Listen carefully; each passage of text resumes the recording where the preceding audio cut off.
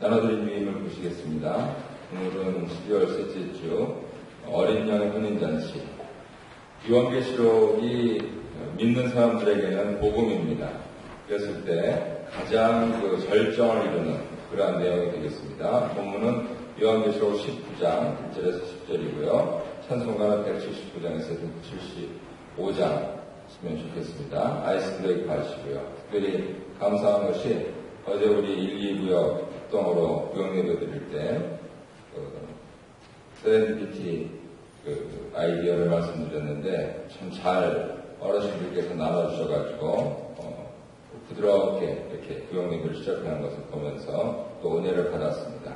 오늘 본문과 관련해서는 지금까지 참석했던 결혼식 중에서 제일 기억에 남는 게 무엇입니까? 하는 부분들을 나눠보시면 아마 여러 의미 있는 그러한 오프닝 멘트들을 하실 수 있으실 겁니다.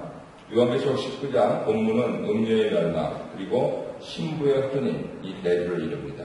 음녀라고 하는 것은 용, 또 두 짐승 그리고 그를 추종하는 모든 세력들을 통칭하고요. 신부라고 하는 것은 그리스도를 따르는 한마디로 표현하면 교회입니다. 그래서 교회가 예수 그리스도와 혼인하는 것 이것이 오늘 본문의 내용이 되겠습니다. 음녀 바벨론을 멸하신 하나님의 의로운 심판을 찬양하면서 대조적으로 어린 양의 신부인 교회가 혼인잔치에 초청을 받아 즐거워하고 기뻐하는 장면이 본문에 나오고 있습니다. 말씀을 나눠보시겠습니다. 1번 음녀 바벨론을 심판하시는 하나님을 향한 천상의 찬양입니다. 바벨론의 멸망을 보며 하나님께 드리는 찬양의 내용은 무엇입니까? 1, 2절을 보시면 1절에서는 구원과 영광과 능력이 하나님께 있음을 찬양하고 있습니다. 2절에 보시면 음행으로 땅을 더럽힌 바벨론을 심판하여 주의 종들의 피를 갚으시는 것은 참되고 의로운 심판이었다고 찬양을 드립니다.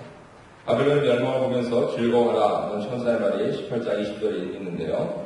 이 말에 하나님 백성들이 할렐루야 찬양으로 화답하고 있습니다. 그들은 음행으로 땅을 더럽히고 하나님의 종들을 피 흘리게 한 바벨론에 대한 하나님 심판이 얼마나 언약의 신실하고 의로우며 또 공명정대한 판결이었는지 노래하고 있습니다. 바벨론에 대한 심판은 하나님께서 자기 백성을 보호하시겠다는 약속과 그 억울함을 갚아주시는 언약에 근거한 것이기에 신실하고 그 판결이 정당하고 공정하기에 의로운 것입니다. 그만큼 신실하고 의로운 것입니다. 여기에서 구원과 영광과 능력은 바벨론을 멸망시키고 성도들의 피를 신원하시는 하나님의 성품입니다. 즉 심판과 구원을 통해서 자신의 구속 경륜을 완성하시고 그 장엄한 구원을 이루면서 나타난 그분의 위엄과 능력을 말하고 있습니다. 이제 대선이 2, 3일 남았는데요. 조금 한국교회도 이런 점에서는 성숙한 것 같습니다. 여당이니 야당이니 흔들지 않고 중립을 지키려고 무던 애를 쓰고 있는데 그래도 기독교 목사님들께서는 또 나는 누구를 지지한다 이렇게 말씀들을 하시고 있는데요. 기본적으로 교회는 중립을 지켜야 됩니다. 그리고 어느 분이 되시던 그분을 충분히 서포트하면서 뭐로 서포트하겠습니까? 교회가 돈으로 하겠습니까? 파워로 하겠습니까? 기도로 하는 거죠. 기도로 바른 지도자가 되게 해달라고. 그래서 바른 지도자가 바른 정치를 해가지고 바른 세상이 되게 해달라고. 그래가지고 우리 예수 믿는 사람이 첫째로는 좋고 두 번째로 예수 안 믿는 사람도 복음을 들을 기회가 있지 그냥 먹고 살기 힘들어가지고 새벽부터 우리는 기도하러 나왔지만은 지금 오시면서 아마 걸어 다니시는 분들 보셨을 겁니다. 차도 없어가지고 직장 출근하는 거 버스 타려고 걸어가시는 거예요. 그런 사람들 부직이 있습니다. 살기 좋아져야 될 거 아니겠습니까?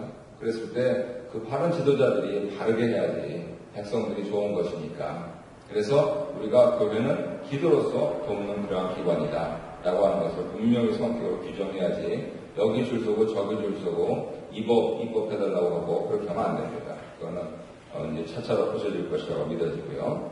2번 하늘의 허다한 무리의 찬양에 화답하면서 경배하는 이들은 누구입니까? 4절에 보면 24장로 네 생물이죠. 하나님을 향한 찬양은 하늘에 있는 허다한 무리의 찬양과 24장로와 네 생물의 찬양이 어우러져 있습니다. 1절부터 5절 사이에서 허다한 무리의 찬양은 1절 3절에 나와 있고 그리고 24장로와 네 생물의 찬양은 4절 5절에 나와 있죠. 제가 가지고 있는 교환을 보면은 24장로는 하나님 백성을 상징하고 네 생물은 하나님 피조물을 대표한다. 이렇게 되어 있습니다. 종교개혁 시대에는 특별히 이 네 생물은 사복음서 기자다 하여서 예술로도 많이 표현이 됐는데요. 특히 24장로 같은 경우는 이스라엘의 12지파, 예수님의 12제자로 상징되는 하나님 백성, 혹은 그 백성의 지도자들이라고 말할 수 있겠죠. 그래서 교회 다니는 사람들은 무릇 지도자들을 사모를 해야 되는 것입니다.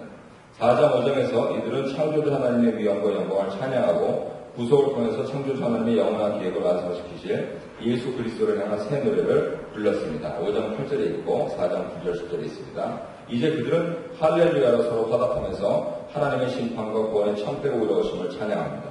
그리고 아시다시피 아멘은 동요와 함께 그 내용을 더 강조하는 공식적인 표현이 되겠죠.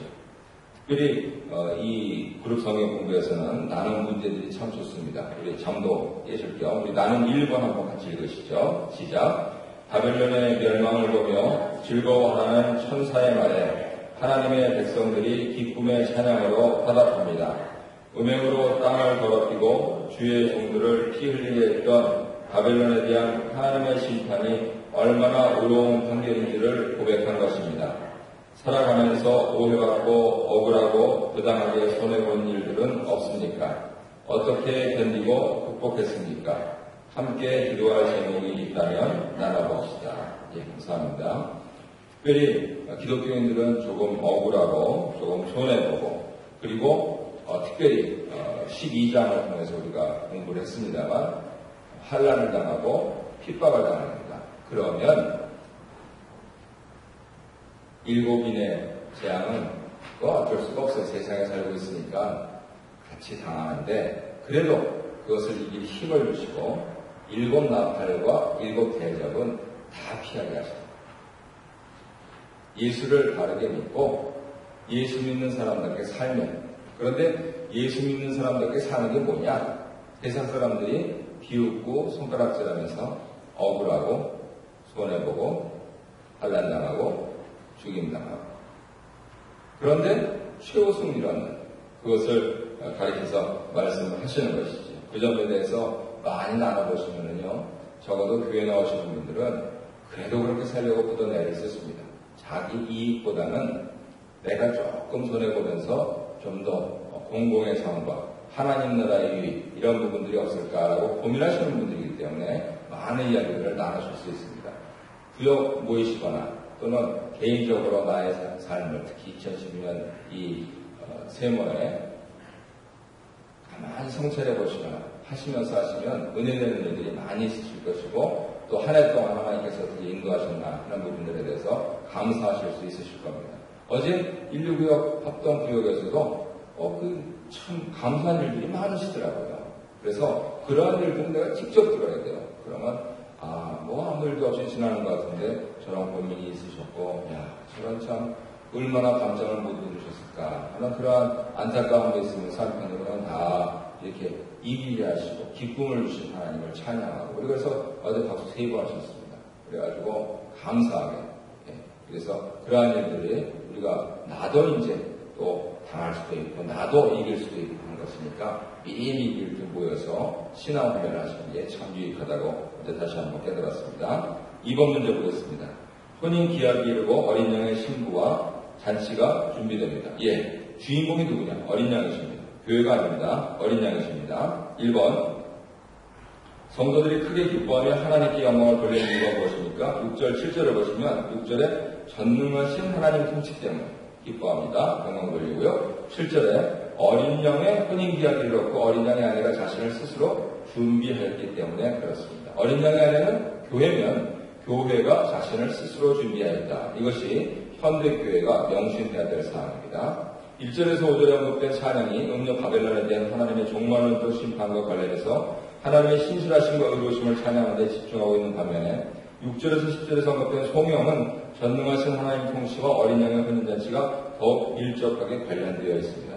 천상의 노래다 겁니다. 먼저 바벨론 심판과 성도들의 구원을 통해서 구속 경리를 완성하시는 하나님의 주권과 통치의 영광을 찬양하고 있습니다. 이것은 전능하신 주께서 종말론적 적대 세력의 상징인 음녀 바벨론의 멸망을 기점으로 온 우주 만물의 왕으로서 종말론적 통치를 시작하실 것임을 분명하게 드러냅니다. 오늘 내가 여기서부터 하나님 말씀을 묵상하고 살면 우주 만물의 왕으로서 하나님께서 나로부터 시작해서 종말론적 통치를 시작하신다 하는 것을 우리가 믿고 매일 성경 말씀을 살아가고 있는 것입니다. 여기에서 주 우리 하나님 곧 전능하시라는 표현은 영원한 통치자이신 하나님의 칭호일 뿐 아니라 당시 제위하던 도미티안 황제에게 적용되던 것이기도 합니다. 66에 대해서 그렇게 설명을 드렸었죠. 이것은 하나님 백성이 우리의 신과 주로 불리던 로마 황제와 같은 막강한 세력 권력 아래 있지만 그 현실 이면에서 현재 통치하시고 영원히 통치하실 주 하나님, 우리 하나님, 그 전능하신 이의 주권과 왕권 아래 있음을 강조하고 있습니다. 그래서 크리스천들은 내 영혼뿐만 아니고 내 몸도 하나님께서 통치하신다 하는 것을 믿는 사람들입니다. 그리고 즐거워하고 기뻐하며 하나님께 영광을 돌리는 이유는 어린 양의 혼인 기약이 이뤘고 그 아내가 준비되었기 때문입니다. 이것은 장차 어린 양의 혼인잔치가 분명히 되어야 할 것임을 명백하게 암시하고 있습니다. 혼인잔치 노래는 바로 예수 그리스도와 교회가 완전한 연합의 때가 왔다 하는 것을 의미합니다. 한 가지 두려운 것은, 특별히 목회자로서 두려운 것은 이 지상에 있는 교인 100%가 천상의 교회에서 어린 양과 같이 혼인잔치했으면 좋겠다 하는 바람인데 가만히 보면은 그거는 도저히 이루어질 수 없는 기도 같아요.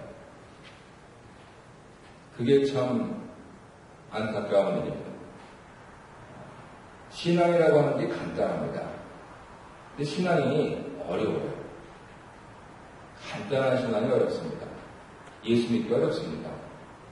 나 자신 버리기 어렵고요. 그리고 내 뜻 내려놓기 어렵고요. 그리고 다른 사람한테 조금 먼저 이렇게 양보하고 하는 거 굉장히 어렵습니다. 그래서 지상에 있는 교인들 100%가 천상 교인이 됐으면 좋겠다 하는 바람을 갖고 날마다 기도하지만 아마도 아닐 것이다 라고 하는 것이 눈 뜨고 저 자신과 교인들을 보면은 금방 알 수가 있습니다.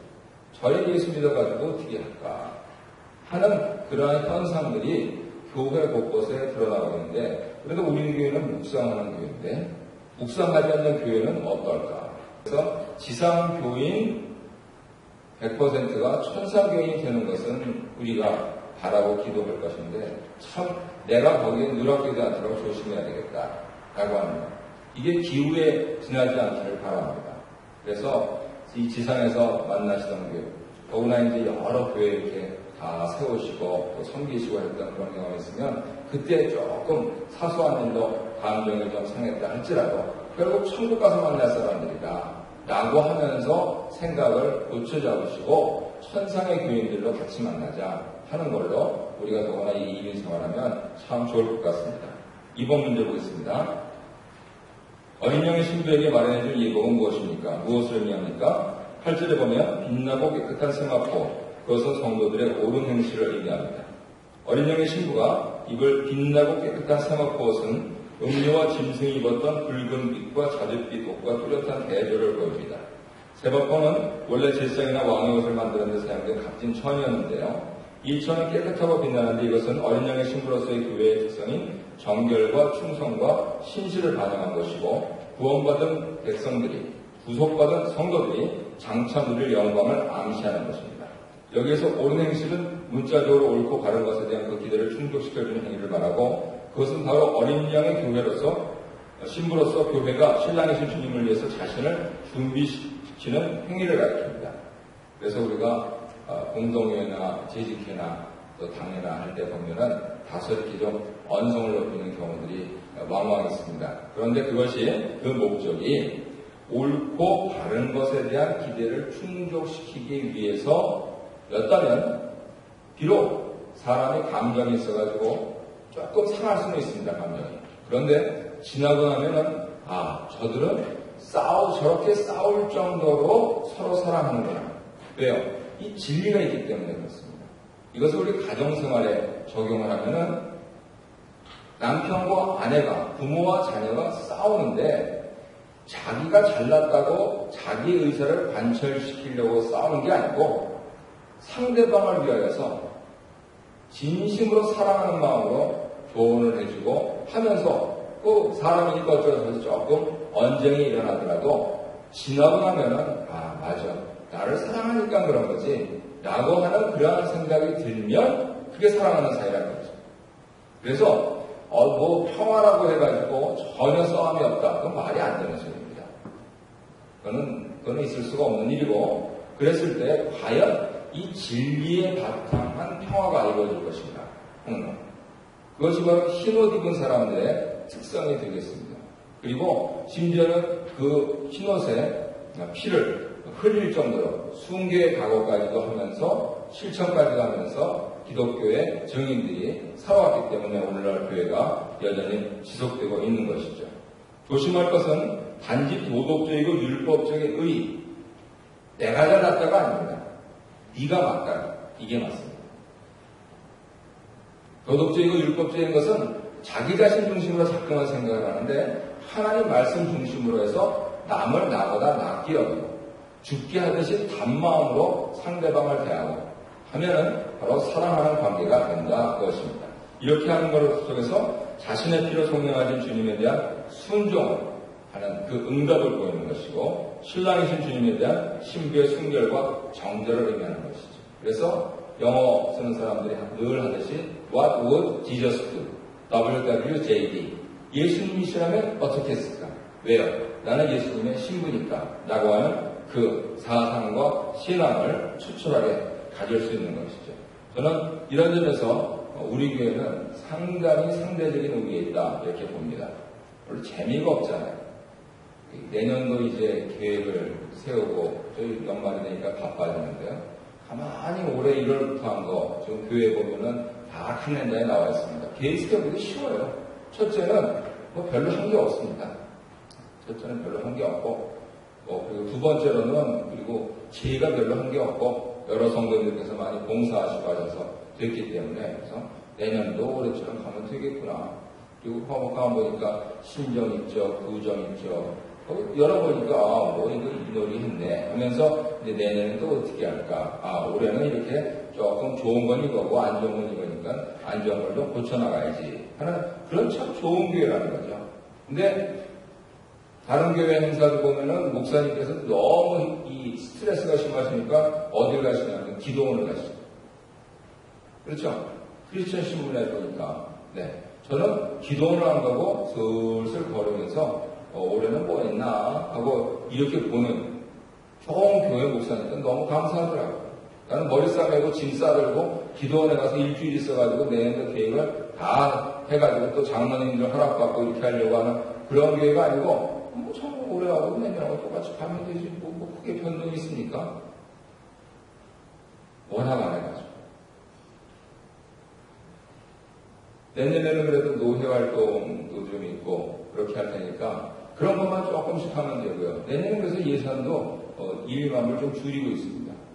신앙수련은 우리가 그러고 하는 거죠. 노회 그런 거 하면 같이 가서 그냥 받고 그러면 되죠. 또 근처에도 큰 교회도 있으니까 큰 교회 구경도 하고 하면서 왜 우리 돈 들이고 이렇게 할 필요가 없습니다. 성도님들도 헌금인데. 그래서 그런 차원에서 우리가 상대적으로 우위에 있구나 하는 그런 점들에 대해서 느끼면서 연말을 보내고 있습니다. 마지막 문제 보겠습니다.